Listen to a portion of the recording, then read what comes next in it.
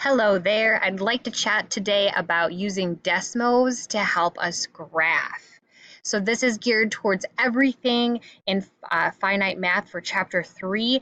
I will dabble a little bit about different examples from each one of the lessons so you can get a taste for what Desmos can do for us.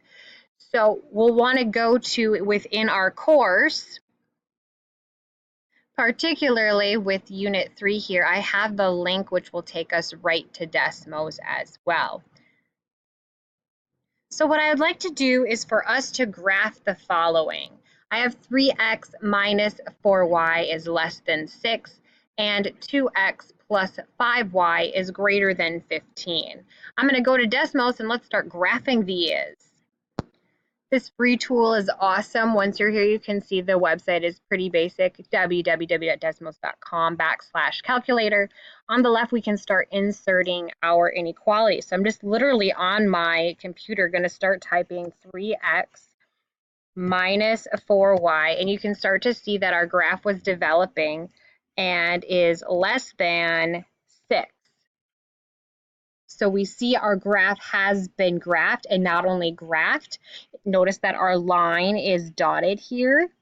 So it shows our dashed line for the less than, and then it also shows us where it correctly should be shaded. I'm going to click down just underneath here and I can insert another equation. So let's say I have 2x plus 5y, this time is greater than 15. So I can see where this line is. I'm going to hide this one for a second by clicking that so I can see where this line is. I can see the dashed line for our greater than symbol, and I can see where our graph should correctly be shaded together. I'm going to turn this one back on. So notice the highlighted part. I'm going to click this point here, some points of reference for us.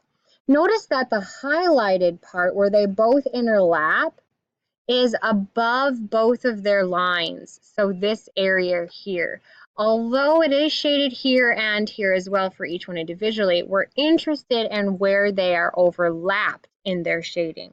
So it does not unhighlight where they should not be highlighted together. You need to know where they're overlapping themselves.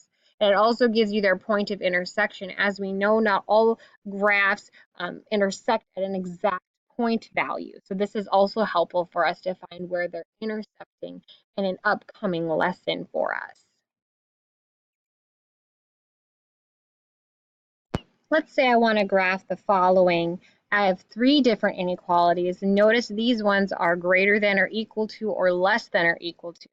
How might that affect our graph? And now that I have the graph, how do I start over? Going back to Desmos here, I can start over by moving my mouse and clicking these X's, and it kind of clears everything else out. And now we can work on typing in our 3 inequalities. We had 2x plus y is less than or equal to. So I don't have that on my keyboard, but if I click down here and bring my keyboard up, notice I now have the less than or equal to or greater than or equal to symbol. So I want less than or equal to 5.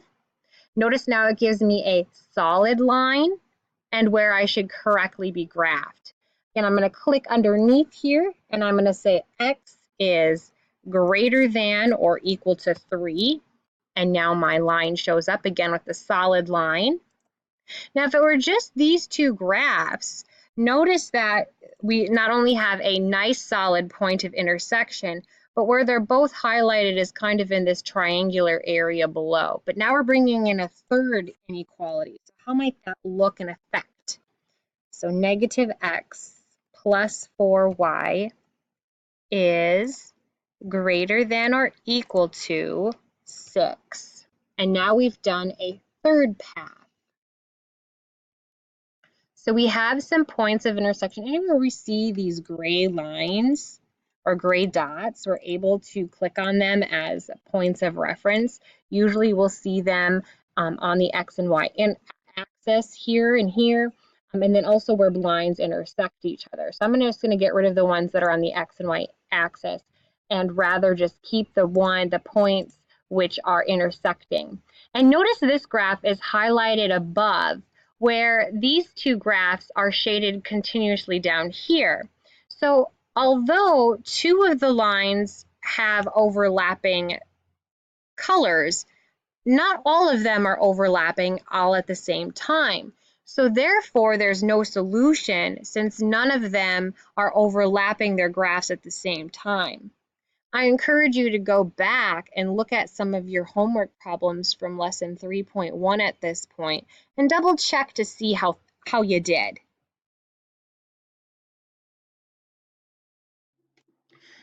At the beginning of lesson 3.2, the graphs are already given to us along with the points. However, towards the end, we actually have to graph and find their points of intersection in order to identify maximizing or minimizing those values. So let's take a look at how we can use Desmos to find the maximum value given a subject set of constraints and a z function to do that. Our first one was x plus y is less than or equal to 20. Our second graph is x plus 3y is less than or equal to 24. We also have the constraints of x is greater than or equal to 0 and y is greater than or equal to 0, which we know would place us in the first quadrant. So notice that it gets kind of messy. So what I'm going to do is just hide these for now since we don't need them. And I'm just going to just hold my graph and scoot it this direction so that all I really see is the first quadrant. I can also zoom out and zoom in if we need to, but I see that my graph where it's overlapped and it's shading is at this point, and at this point. So this kind of crazy location.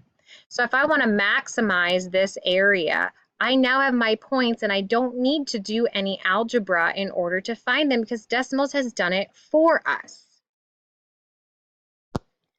So now that we have it graphed, let's follow and finish the problem.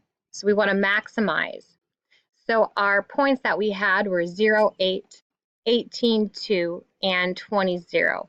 0, 0 is also a point, but plugging in 0 will end up with 0, not exactly giving us a maximum, but rather a minimum. So we're just going to avoid that point altogether. So I'll first start out by plugging in 0, 8. So working our way from left to right.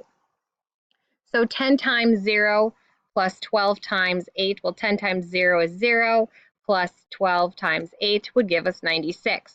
Let's move to the point 18, 2. 10 times 18 plus 12 times 2, adding together give us 204. And the last point of 20, 0. 10 times 20 plus 12 times 0 gives us 200 plus 0, or 200. So we can see that the maximum value is 204 and occurs at the point 18, 2.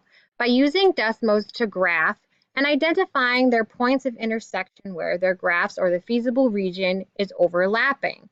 So a much nicer way to help us visually see things and also at the same time use our algebra to help.